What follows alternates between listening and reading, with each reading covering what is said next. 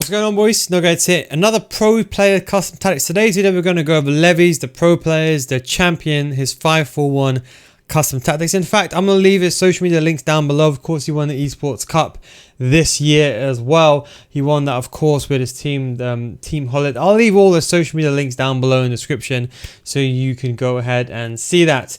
We're going to go through his tactics. I'm going to go through his exact variation. And then I'm also going to give you the usual, like I did for Ethan's tactics, my twist on what changes I would make for you guys, the average player. Because don't forget, everyone copies pro players' tactics, but these guys are a different level. They're a different level. They're the peak of the peak.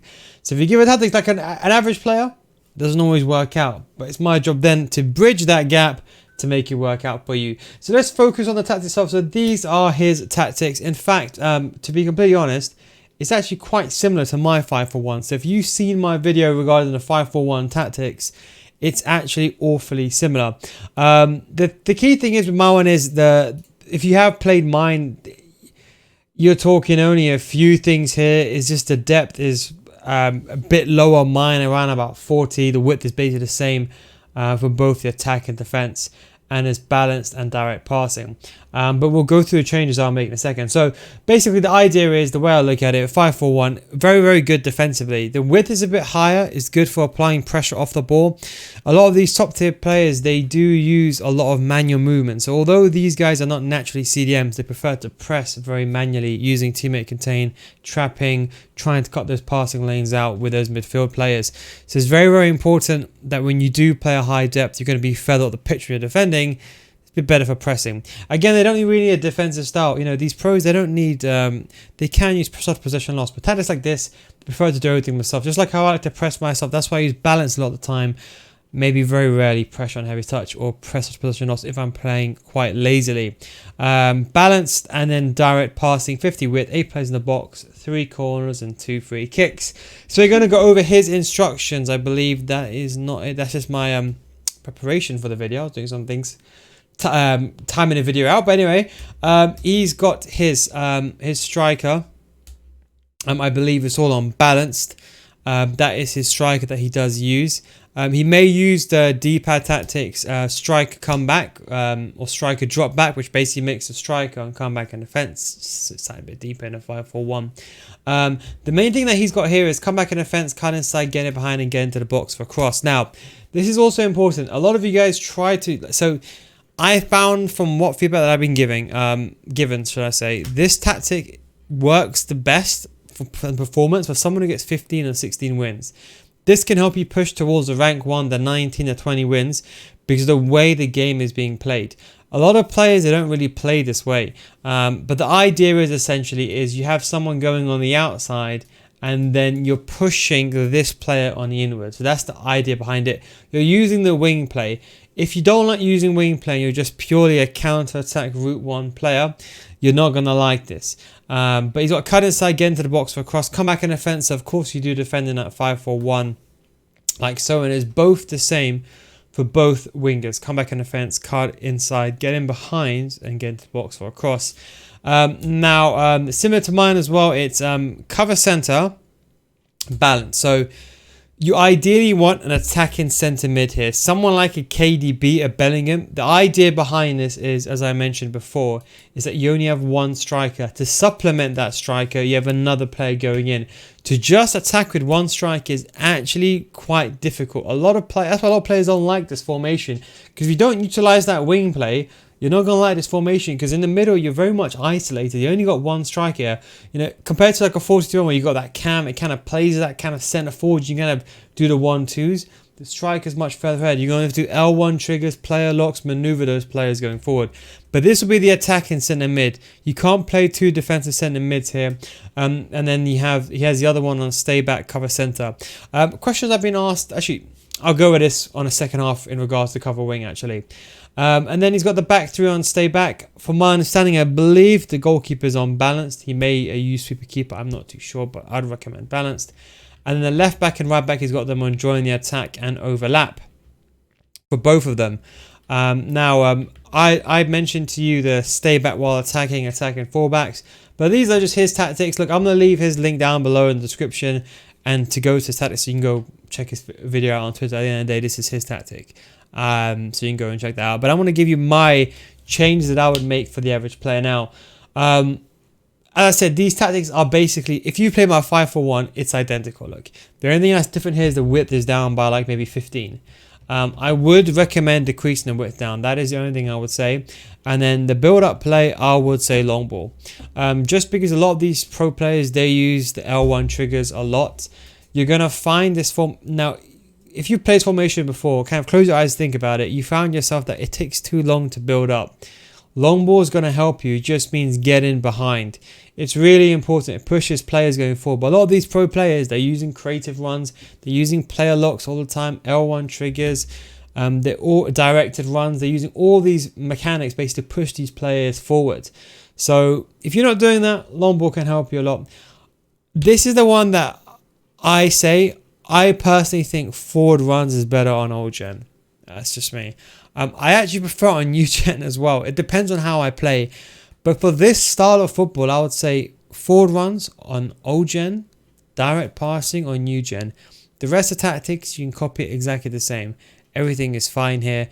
I said the idea is the wing play. Now, the changes that I would make is I would put this player on stay forward, stay center, just because and get him behind. I think he had this player on get him behind anyway. The reason for this is that you always want this player to be in the middle and on stay forward. A lot of you guys play counter-attack football, or you're looking for that striker up front. So just keep him on stay forward. Leaving him on balanced or come back in defense. Like, even if you leave him on balanced, he might come back ever so slightly. But don't think he's gonna join the midfield and make you defend in a 5-5-0. It's not gonna work like that. He might just come back just a little bit. So in my opinion, just leave him on stay forward. It occupies the defense anyway. The left mid and right mid, the only thing I would change here is leaving this on balanced for the sole reason you need fast players here, guys. Good agility and balance is what you ideally want over here. Players that are ideally quick on the ball is what you want. I would recommend balanced. Everything else is completely fine because I use the same. The only reason why I say balanced is the way that they play. They are always looking for the overlap of a fullback. And then that player would go internally, and remember I said to you get into the box for cross, which I added. I think for people you never used to do this, but it's important because when you go down the wing, this opposite side then comes inside the box. If you play this style while I'm losing my voice, it's important that you have fast players here for both the right back and the right mid. The reason why I say though balance is kind of let the game decide, because sometimes if you're playing a different way, you're going to have two players cutting inside. If your right back sometimes go internally, they're smart enough to know when to push that play out wide or when to use a player lock or when to change. AI does actually a pretty good job of that, so I'll leave it on balance. Can I let AI do its own thing? Because what it is, if you have a player going outside, you might not want this player, or let's say you're going to make it easier, a player going on the inside, your right back's inverting, you might not want your right mid to always go internally as well, inverted. You might want them still on wide areas. So leave it on balanced, and then you can try cut inside after. This is what I'd recommend for most people, unless you're deliberately trying to go down the wing and sweat that pass back and get that goal. You know what I'm talking about if you play that way. The centre mid, I said this has to be attacking. I say get into the box for a cross for the centre mid to join in. And the other one, I just put stand edge of the box for a cross. A lot of people have been asking about cover wing. You don't want to be using cover wing here. Their logic is that, okay, if these two players are going forward, do you not want to have these guys covering the wing when you go forward? Well, no, because you have two players anyway. Even if they're forward, you want to control the central areas. That's the important. The driven passes down the middle are too dangerous. So although the logic makes sense, okay, those two players are going forward, you need a covering player for them. It doesn't work in reality. If you had maybe one side, let's say you had just the right-hand side going forward. Don't do this, but let's say you had the right-hand side going forward only. Then it would make sense to maybe have one centre mid like Vieira sit, or the CDM to sit, and then Brandt to then cover that area. But because they're both going forward, that's the way it is. So that's the way that I will do it. The rest is completely the same. One thing you can do over here is you can do overlap. It just makes it a bit more attacking. This is actually kind of important for a lot of players, because a lot of the pro players, when they get the ball with a player. Imagine this is a pitch, right? They get the ball with a right centre back, and then they run down the wing, and then they pass to this player over here, and then they try to do a combination play. But they run from the centre to the right hand side or to the wing area or the sideline to make that through ball down the wing. Overlap just makes them go more into that direction. It can make it more attacking. Be careful. They're not going to go forward crazy. It doesn't work like that. They're just going to be making overlapping runs on the outside. Makes it a bit more spread out, makes it a bit beneficial. I would recommend overlap for both. That's my kind of recommendation if you find it too defensive.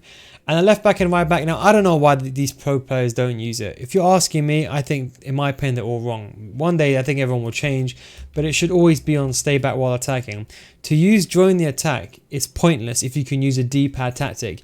It's better to have these players always on stay back while attacking and then activate the D-pad tactics. I mean, maybe this player, maybe he did it, maybe this did join the attack because it's easy for anyone just to copy these tactics. Maybe that's the reason why it's done. But I'd always recommend stay back.